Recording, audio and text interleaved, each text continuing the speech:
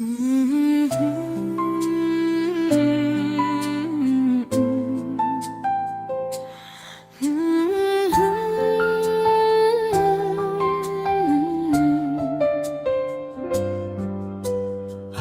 mo'y lumipat ka na, mataas na ang iyong narating.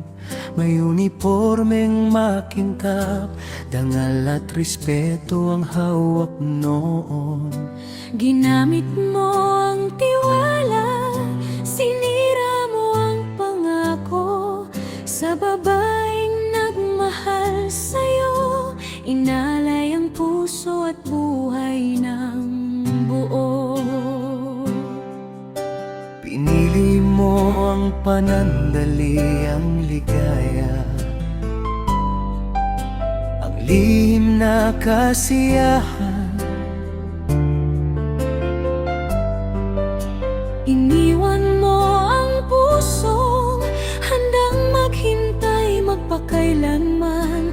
Akala mo'y masaya ka, akala mo'y panalo ka, ngunit hindi mo alam na may nakatingin at may hatol na naghihintay sa'yo.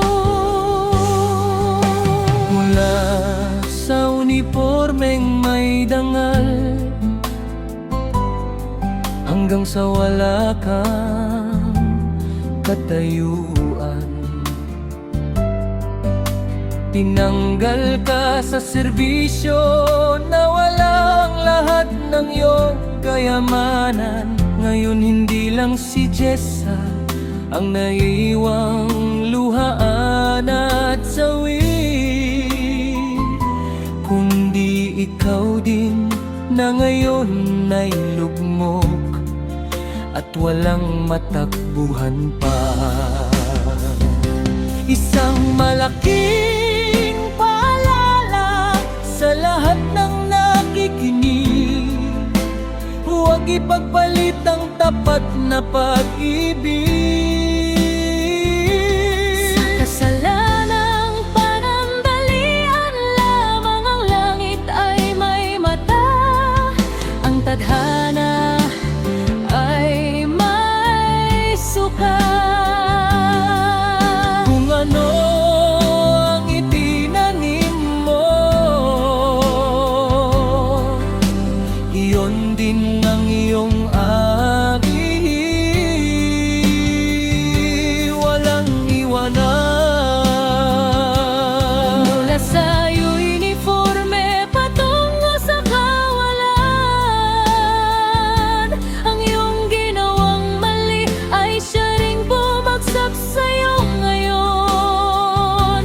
Iniwan mo ang pamilyang binuo at nagmahal ng tapat para lang sa laro na sa huli magdudulot lang ng sakit.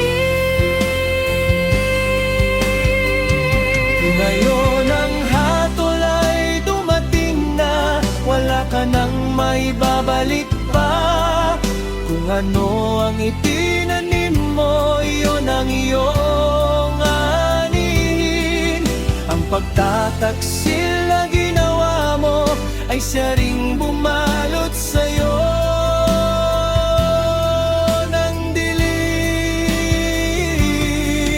dilang. Hindi lang si Jessa ang luhan, ikaw din na nawalan ng lahat. Dangal pwesto at kinabukasan, ang langit ay humatol. Totoo at tiyak ang kasalanang itinago mo, sa liwanag ay lumabas at pumalag.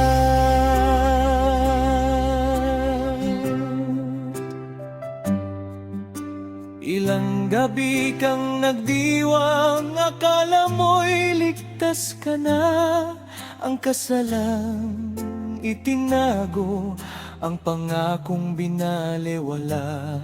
Ngunit ang dangal na ibinigay sa'yo ng bayanan, ng gobyerno, Ibinenta mo lang sa halagang walang saysay at panandalian lang. ngayon wala ka ng uniforme, wala ka ng kapangyarihan. Lumakad ka sa daan at mararamdaman mo ang hirap at paghihirap. Ang babaeng inalay mo, ang pusong sinaktan mo, siya pa ang nanatiling may dangal habang ikaw ay nawalan ng lahat. Huwag mong sabihing swerte o tadhana lang ito. Ito ang resulta ng iyong pinili at ginawa. Ang pagiging na tapat ay hindi dapat ipagpalit sa anumang kayamanan o ligayang mabilis ding maglalaho. Kayo na nakikinig sa kwentong ito, matutunan niyo ang aral bago mahuli ang lahat. Ang pamilyang binuo, ang taong nagmahal sa'yo ng totoo. Wag na wag mong sasaktan at iiwan para sa iba. Dahil ang langit ay nakatingin, ang bawat gawa'y may kapalit. Kung mabuti ang itinanim mo, ligaya at pagpapala ang anihin. Ngunit kung kasama